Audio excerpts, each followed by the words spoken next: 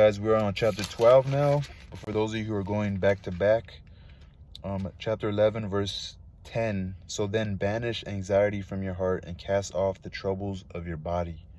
So meaning, for youth and vigor are meaningless. Vigor is like being your body. So your body. I should have wrote it down. I totally forgot. I just barely looked it up right now. But I wanted to know because it says, you who are young. This is verse 9. You who are young, be happy while you are young, and let your heart give you joy in the days of your youth. Follow the ways of your heart and whatever your eyes see. But know that for all these things, God will bring you into judgment. So then banish anxiety from your heart and cast off the troubles of your body. Because when you're young, you notice, like, women notice they're sexy.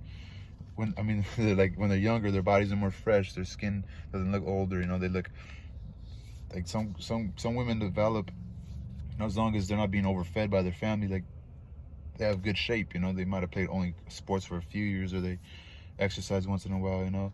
When you're young, you can even like lose weight faster. So it just says, for youth and vigor are meaningless. Vigor meaning the body, like your body and strength, are meaningless. So it's just saying, like, be humble. So I'm on the last chapter 12. So I like that because the chapter 11 was for young people as well. Think about my daughter and anybody who wants to listen to this. That's why, like, there's some good sayings in this one book called Ecclesiastes, of just like, there's nothing better than to enjoy food and drink and to enjoy the residuals and the wealth of your work with your friends. Like, there's nothing better to, because you work hard, so go enjoy your life. It says enjoy your life, enjoy all the days of your life, but just know that God in this life sees your mistakes. So chapter 12. Remember your Creator in the days of your youth, before the days of trouble come and the years approach when you will say, I find no pleasure in them. Okay, remember your Creator in the days of your youth, before the days of trouble come and the years approach when you will say, I find no pleasure in them. See, because if you don't remember your Creator, days will come of trouble, and years will approach when you say you're depressed. I find no pleasure in them. Before the sun and the light and the moon and the stars grow dark, and the clouds return after the rain. When the keepers of the house tremble, and the strong men stoop. When the grinders cease because they are few, and those looking through the windows grow dim. When the doors to the street are closed, and the sound of grinding fades. When people rise up at the sound of birds, but all their songs grow faint. When people are afraid of heights and of dangers in the streets. When the almond tree blossoms, and the grasshopper drags itself along, and desire no longer is stirred. Then people go to the eternal home, and mourners go about the streets. Remember him before the silver cord is severed, and the golden bowl is broken, before the pitcher is shattered at the spring, and the wheel broken at the well. And the dust returns to the ground it came from, and the spirit returns to God who gave it. Meaningless, meaningless, says the teacher. Everything is meaningless. The conclusion of the matter. Verse 9. Not only was the teacher wise, but he also imparted knowledge to the people. He pondered and searched out and set in order many proverbs.